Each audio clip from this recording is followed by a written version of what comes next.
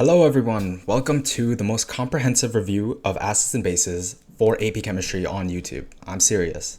Okay, so acids and bases is one of the hardest topics in AP Chemistry, but today I'm going to break this down for you really simply, and by the end of this you should have a good understanding of acids and bases. So a lot of work went into the lesson that you're going to see today, so it would mean a lot to me if you left a like and subscribe to the channel, but let's get into it. In order to talk about acids and bases, we need to first address the black pill of acids and bases. And the black pill of acids and bases is that historically, no one really cares about acids and bases, they care about what they do. The desire to understand acids and bases is relatively new, the last few centuries or so, but acids and bases have been used forever. So let's look at a few acids that have been used throughout history. And the most common of which is going to be vinegar or acetic acid. Now, acetic acid was the strongest acid that humanity had access to for a very long time. And vinegar has been used for drinks, to make drinks, but people have also known of a different use of acetic acid. The Romans used acetic acid to remove rust off their tools, like swords and shields, so people knew that these class of materials could corrode metals. But it took a very long time to discover an acid that was stronger than acetic acid. But eventually, a bunch of Arabs were able to synthesize a solution of nitric acid and hydrochloric acid, and it was called aqua regia, which translates to royal water. Now, the pH of aqua regia is much lower than acetic acid, and it was very scary at that time because aqua regia could dissolve gold. Now, imagine yourself being a rich aristocrat, and all of your money is held in gold. And gold, which is supposed to be pure and uncorruptible, can now be dissolved by some random solution that these Arabs made. So that must have been pretty scary. But the whole point of the story is that over time, people have discovered a class of chemicals that were sour and corrosive. In fact, if you look at the root of the word acid, it comes from the Latin acidus, which translates to sour. For the base side of the story, people have also been using bases for a very long time. For example, the Egyptians used natron. Now, natron is a mineral that you scrape off like a riverbed. We know that natron is composed of primarily sodium bicarbonate and sodium carbonate, which are bases. So people would spread this natron over these dead bodies and they would wrap them in bandages, and they found out that this would actually preserve the body. Another very common use for bases is for the making of soap. Now, how do you make soap? Well, soap is a combination of animal fat and wood ash. Wood ash is what's left behind after you burn a bunch of logs and stuff. And one of the chemicals that's left behind is calcium carbonate. Calcium carbonate is a base, and it's very important in making soap. So at the same time that people were discovering acids, they also discovered a new class of chemicals that were known to be bitter and slippery and usually powders. And they were called bases. In fact, one of the other words for something being basic is that it's alkali. And the root of alkali is alkali, it's Arabic. And it translates roughly to plant ashes, exactly like the wood ash that we saw was used in the making of soap. So now we know that there is a class of chemicals, acids, that are sour and corrosive, and another class of chemicals that are bitter and slippery, which we call bases. How do we know that they have any relationship to one another? Well, take yourself back. Imagine you are a farmer in antiquity, and there's something wrong with your soil. No matter what you do, your plants won't grow, your crops won't grow, and of course your entire livelihood depends on the soil. So you, in your desperation, you decide to taste the soil. And it turns out that this soil tastes kind of sour. And so you say, okay, this soil must be acidic. And what you do is you take some wood ash that you had lying around from a campfire or whatever, and you spread it over this acidic soil. And a few days later, all your crops are growing again, and the soil doesn't taste sour. What you've discovered is that acids and bases neutralize each other. That's how we know that they're related. So I think looking at the history of acids and bases can give you a very good understanding of why they are, one, confusing, and two, how they came to be identified and classified. Unfortunately, the simplifications of acids and bases kind of ends there. And to demonstrate this, let's look at coffee. Those of you who drink coffee, especially black coffee, would you describe coffee as sour or bitter? Well, coffee is bitter. So from our definitions of acids and bases, would coffee be acidic or basic? Well, if it's bitter, then it should be basic, but it's not. coffee is actually acidic. So we're going to need a different way of classifying acids that doesn't depend on taste and touch, because that could get dangerous pretty quickly. The first real comprehensive model to define an acid and a base is the Brønsted-Lowry Model. These are two guys that came up with this model around the same time. And it says that an acid is a proton donor and a base is a proton acceptor. Let's take a look at acids to begin with. One of the most common representations you might see of an acid is that your acid, HA, will dissociate into a proton and the A- ion. Remember, H plus refers to a hydrogen atom. A hydrogen atom is just one proton and one electron. So if you give it a positive charge, you're taking away the electron and you're just left with a singular proton. This representation of an acid is wrong for two reasons. First of all, we said that an acid is a proton donator. If you wanted to donate money, you don't just throw money in the air and say that's your donation. You have to donate it to someone. And in the case for AP chemistry, all of your donations will be happening to water. So really, it's your acid donating a proton to a water molecule to produce H3O+, which is known as hydronium, and the A- ion. So I don't want to see H+ anymore. It's hydronium. It's always been hydronium. So that's the first mistake. The second mistake is that this reaction is showing the dissociation as a forward reaction. This implies that this reaction is going to completion. All of your acid will dissociate into a proton and the A-, and that's not true. This is in fact an equilibrium equation, meaning some of your acid will dissociate, some of your acid will give up the proton to produce the hydronium, but some of it won't. And the degree to which an acid dissociates or gives up that proton will tell you everything about the strength of the acid. And we can quantify the degree to which it gives up a proton, the degree to which it dissociates, using its equilibrium expression. So if you were to write out the equilibrium expression for this reaction, it would just be the concentration of hydronium times the concentration of A- over the concentration of the acid itself. And since this is a special equilibrium constant, we give it a subscript of A, Ka for acid. Now these Ka values can range quite a bit. So we also define something known as a pKa, which is just the negative log of your Ka.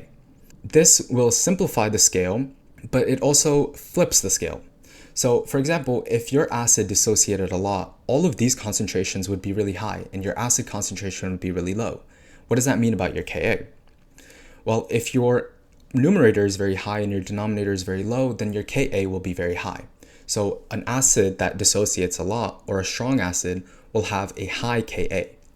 But once you calculate the pKa, it's the negative log of your Ka. So the scale flips. A strong acid will have a low pKa and a very high Ka. And a weak acid will have a very high pKa and a low Ka. Some of that information is summarized in this table. So as you can see, your pKa will simplify the scale. You don't have crazy orders of magnitude, you just have single numbers. But an extremely weak acid will have a very small Ka, while the pKa will be very high. And a strong acid will have a very high Ka and a very low pKa. We can do the same thing for a base. So the general equation for a base will be that your base will react with water, and a base is a proton acceptor, meaning it's going to take a proton from the water to create BH+ and OH-, which is hydroxide. And we can characterize bases in a very similar way as we did acids. We can look at the equilibrium constant for this reaction. So Kb is just going to be the equilibrium expression for this equation. So the concentration of BH+ and the hydroxide over the concentration of the base itself. We also have pKb, which is the negative log of Kb, and the same relationship goes for Kb and pKb. So a very strong base will have a high Kb and a low pKb, and an extremely weak base will have a very low Kb and a very high pKb. Let's take a break here to do a bit of memorization.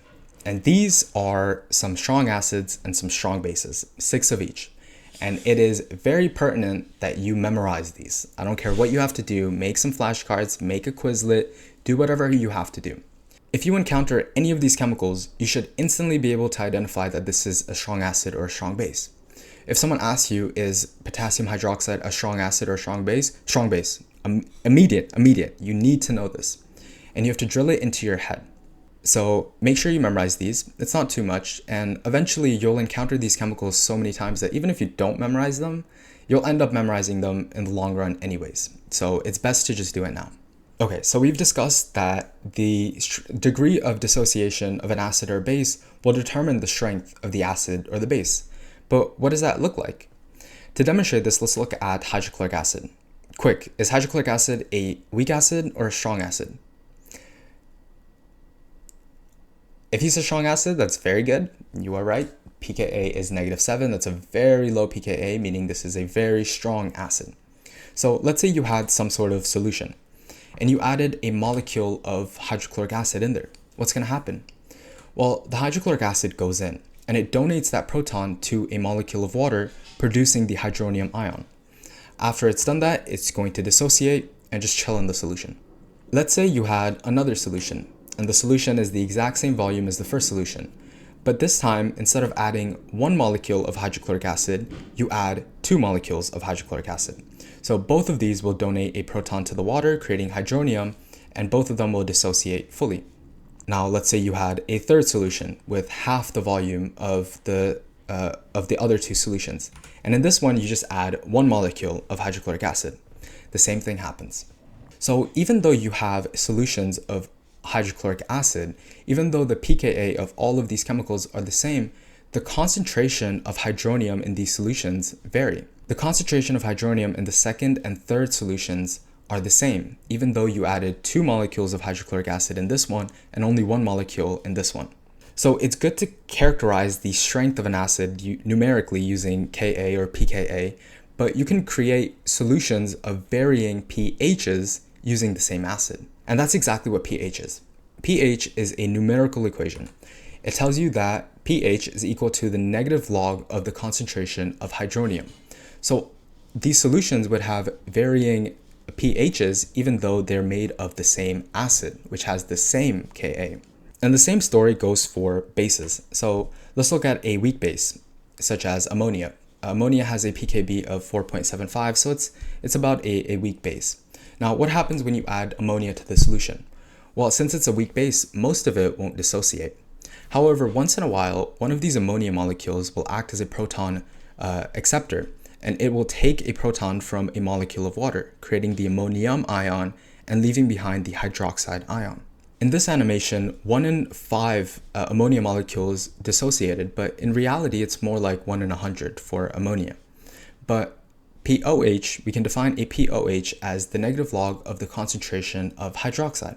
So you can imagine if you added more and more ammonia, your POH would go lower. You would have more hydroxides and thus a lower POH, even though the acid itself is the same. Okay, now that we know how to characterize acids and bases using Ka and Kb, and we know how to characterize solutions using pH and POH, let's talk about the elephant in the room, which is water. Now, I told you that all the solutions that you encounter in AP chemistry will use water as the solvent. And this is for a very specific reason. Water is a very special chemical. To demonstrate this, let's look at the general reactions for an acid and a base. So we know that the acid will react with water and it will give up a proton to the water to produce hydronium and an A- ion. Now, that A- ion can act as a base and it can accept a proton from the water to produce hydroxide and HA. So this is the acid reaction and this is the base reaction. If you look at water's role in both of these reactions, in the first reaction, water is acting as a proton acceptor. What does that make it? It makes it a base. In the second reaction, water is acting as a proton donor. What does that make it? It makes it an acid. So water can act as both an acid or a base. It is amphoteric. That's what we call chemicals that can act as an acid or a base, amphoteric. And so you might be asking yourself, what's stopping water from doing an acid-base reaction with itself? And the answer is nothing. Nothing is stopping it from doing that reaction with itself. So 2 molecules of water can react with each other in an acid-base reaction and produce a hydronium ion and a hydroxide ion. We say that water can auto-ionize. This is the auto-ionization reaction of water. For this reaction, we can define an equilibrium constant. And it's a special equilibrium constant, so we give it a subscript of W, and it's just going to be the concentration of hydronium times the concentration of hydroxide. And it has a constant value of 10 to the negative 14 at 25 degrees Celsius. So this is actually a very small number, meaning this reaction doesn't happen very frequently. But we can also define a pKw, which has the same format as all the other p-values that we've looked at thus far. It's just going to be the negative log of Kw, which is going to be 14 at 25 degrees Celsius. The autoionization reaction of water is very important. And to see why, let's look at our two reactions again. We have your acid general reaction, which has a equilibrium constant of Ka, and we have your base general reaction, which has a equilibrium constant of Kb. Now, what happens when you add these two reactions together? Well, you're just left with the autoionization reaction of water, which we know has an equilibrium constant of Kw. Since all you had to do to get this third reaction is add up these two reactions, that means in order to get this equilibrium constant, all you had to do was multiply these two equilibrium constants. That means that Kw is equal to Ka times Kb, or that pKw is equal to pKa plus pKb. To see why this is a very important relationship, let's look at a problem. So we have our acids, we have our general acid reaction and our general base reaction. For the acid side of the story, an acid is going to react with the water to produce hydronium and A-. And your A- is what we call the conjugate base of the acid. HA is your acid, and whatever's left behind after it's donated the proton is called your conjugate acid. For the base, your base can accept a proton, and once it does, it produces HA, which we call the conjugate acid of the base. Looking back at the relationship that we derived earlier, we know that pKw is equal to pKa plus pKb. Now, let's say you have some sort of acid where your pKa is 12. What does that mean about the acid? That's right, that means it's a weak acid. You know that pKw is equal to 14. You know that pKa is equal to 12. That means your pKb is 2. That means it's a very strong base. So if you have a weak acid and you dissociate it, this means that the conjugate base that forms is a strong base. Let's look at the other side of the story. Let's say your pKa was 1. That means you have a strong acid. The same relationship applies. So pKw is 14, pKa is 1. That means your pKb is 13. So when you start with a strong acid, the conjugate base that forms is a weak base. So weak acid forms a strong conjugate base. A strong acid forms a weak conjugate base. And the same story applies for bases. So if you have a weak base, the conjugate acid that forms will be strong. If you have a strong base, you form a weak conjugate acid. Now, we've gone through a lot of material. Let's take a quick break and take a trip to Istanbul. If you don't know, there are a lot of stray cats in Istanbul. And it turns out that the primary way to distinguish people in Istanbul is by whether or not they have a cat. On one side of the spectrum, you have people who have cats, and on the other side, you have people who don't have cats. But of course, it's a spectrum. So on the side of people who have a cat, there are people all the way on this end. They have a cat, but they really don't like their cat. Their cat's really aggressive, it scratches them all the time, and they kind of just want to get rid of this cat. There's so many cats around, they just want to give it up. Somewhere farther down the spectrum of people who have cats are people who kind of like their cat. I mean, they're kind of allergic to their cat, so, they're not completely opposed to getting rid of it, but they like their cat, there's no reason to not like a cat. Looking at the other side of the spectrum, you have people who don't have cats. And on the far side of that spectrum, there are people who are devastated that they don't have a cat. All they want is a cat, and a cat just won't come to them. And somewhere farther down the spectrum, you have people who don't have a cat, but they don't really care to have a cat. They're not too engulfed in this battle of whether or not you have a cat. Let's do a quick thought experiment and see what would happen if we put different types of people together.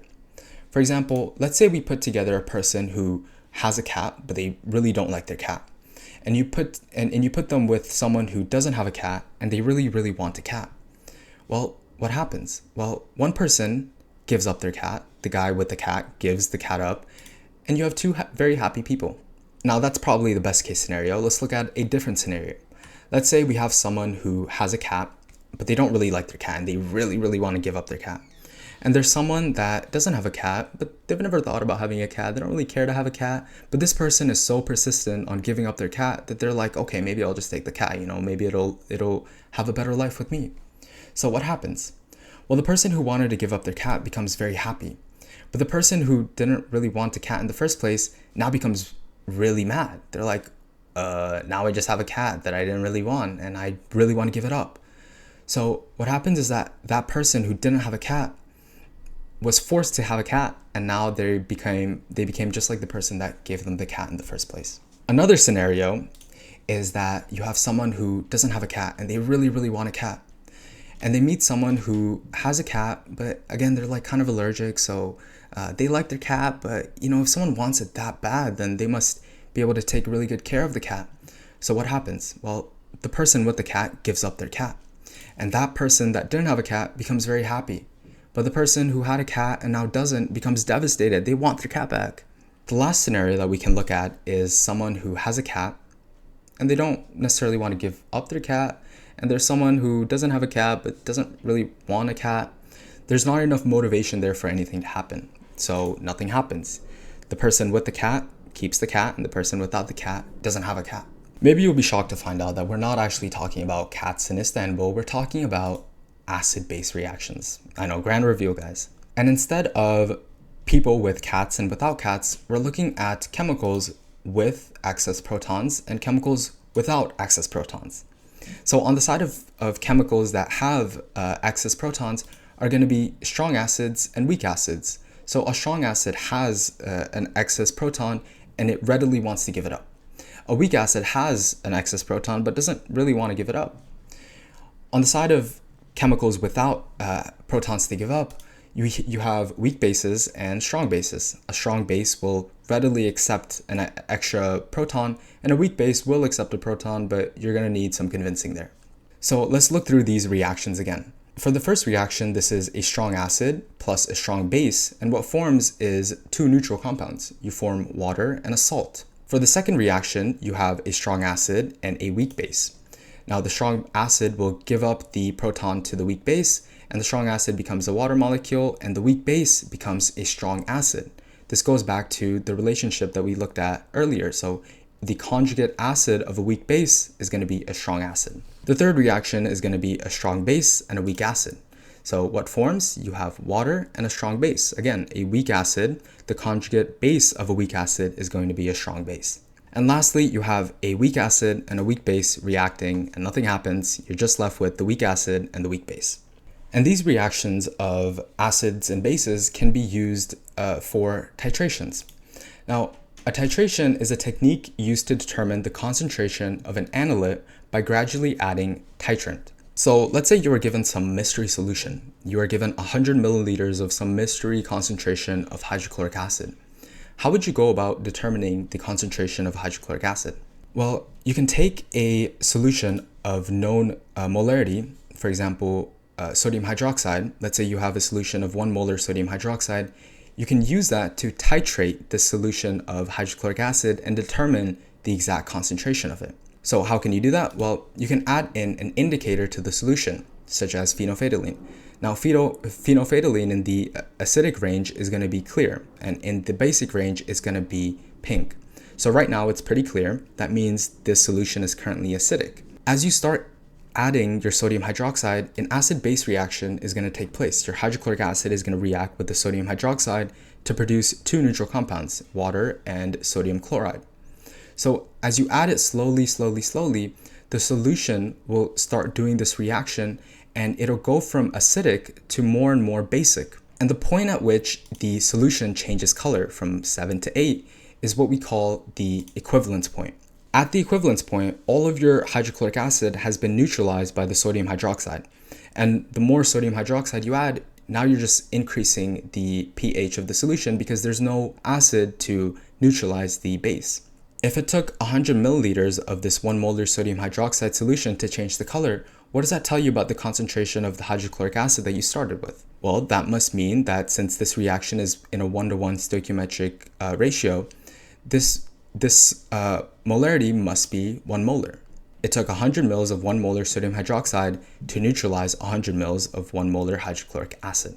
If you were to plot the pH of the solution as you added sodium hydroxide, it would look a bit like this. So at the start, you have your initial pH of the hydrochloric acid, and as you add base, the pH will go up slowly, linearly, and around a certain point, it'll jump up drastically before flattening out and reaching the pH of the titrant of the sodium hydroxide.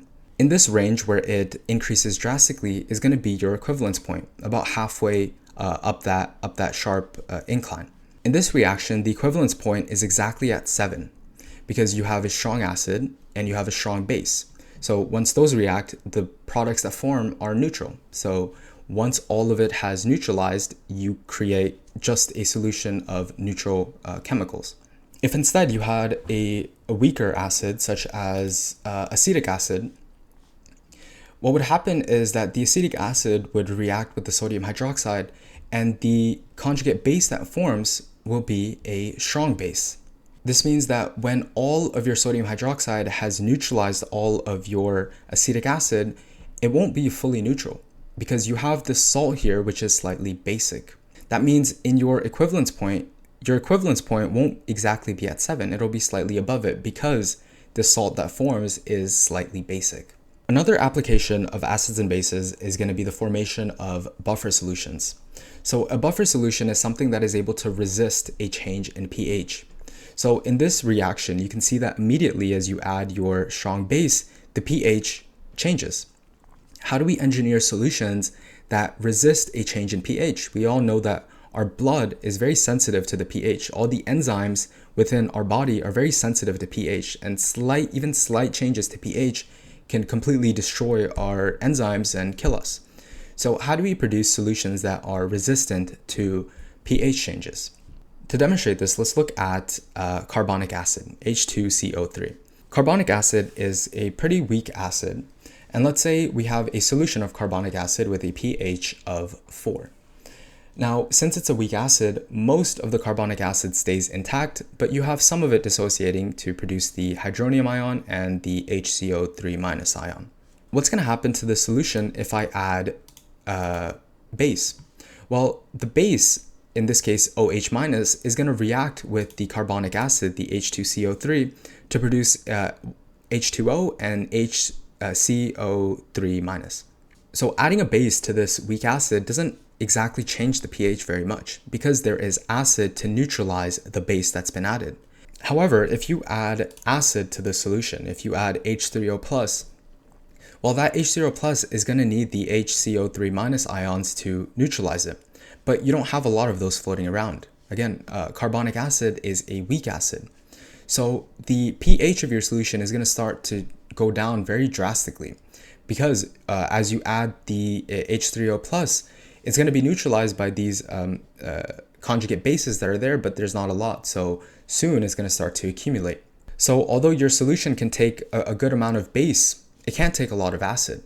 So how can you engineer the solution to be resistant to being able to add acids to this? Well, what you can do is you can intentionally add more conjugate base. So if we add a salt containing the conjugate base, well, now we have a lot more of this conjugate base for the acid to react with, meaning you can add a lot more acid before these H3O+ ions have nowhere to go and they start accumulating and drastically lowering the pH. So to make a weak acid buffer, you need to add a salt of the conjugate base.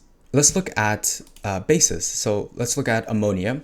As we discussed, ammonia is a weak base, meaning most of it is going to stay intact, but some of it will dissociate into the hydroxide and the ammonium ion. Let's say the solution starts out at a pH of 11.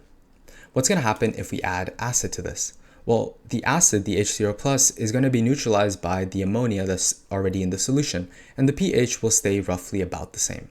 The problem begins if we start adding base.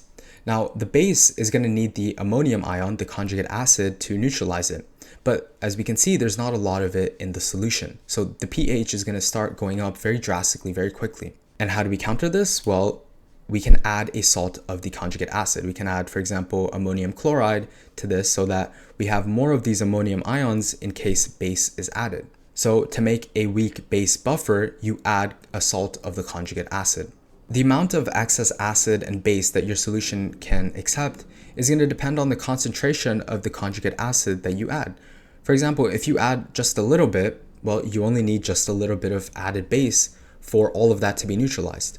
If instead you added a bunch of this conjugate acid, well, it's going to take a bunch of additional base to neutralize all of it and start having a real impact on your pH. So the extent to which a buffer system works depends on how much of your conjugate acid or base that you add in there. However, when you add these conjugate acids or conjugate bases, that has a slight impact on the pH of your solution. The equation that demonstrates this relationship is known as the Henderson-Hasselbalch Equation, and it tells you that the pH of your solution is going to equal the pKa of whatever acid that you have in there plus the log of the A- over the HA. Let's look at a example problem for this equation. So the question asks us, what is the pH of a buffer solution containing 0.1 molar carbonic acid and 0.25 molar sodium bicarbonate? And we're told that the pKa of the carbonic acid is 6.37. Well, we can plug all of these values into the Henderson-Hasselbalch equation, and your pH is going to equal pKa, which we're told is 6.37, plus log of your conjugate base. So we have a salt of our conjugate base here, and that concentration is 0.25 molar over the concentration of the acid, which we're told is 0.1 molar. And if you calculate that, your pH will be 6.77. The Henderson-Hasselbalch equation might seem a bit complicated, but it's actually one of the easiest equations to derive. And in fact, it's so easy that we're going to go through it very quickly in like a minute or two. So we can start with the equilibrium constant for an acid. We know that Ka is equal to the concentration of hydronium times A- over the concentration of the acid. Now, rearranging this expression, your concentration of hydronium ion is going to equal Ka over times the concentration of the acid over the concentration of the conjugate base. If you take the negative log of both sides, you have the negative log of the hydronium minus negative log Ka times concentration of the acid over the conjugate base. But this right here is just your pH. And this right here, you can separate into the negative log of Ka minus the log of your acid over the conjugate base. We know that the negative log of Ka is just pKa, and using log rules, we can invert this fraction and just change the sign out front. So pH is equal to pKa plus the log of the A- over the HA. And the same thing will go for a basic buffer. So POH is equal to pKb plus the log of BH plus over the concentration of your base. And that's pretty much it. I hope you were able to learn something. I hope this was helpful. I hope this was able to give you a much clearer understanding of acids and bases. Feel free to share this with a friend who might also be struggling with acids or bases. But if you want to gatekeep, you can also just follow me on Instagram. You can show your appreciation that way. Other than that, it's going to be very important that you practice these concepts. And let me know if you guys want a video of me going over some of the questions that might come up on the AP and getting you ready to actually solve problems with these concepts. But that's it for today. Thank you so much for watching, and I'll see y'all next time. Peace out.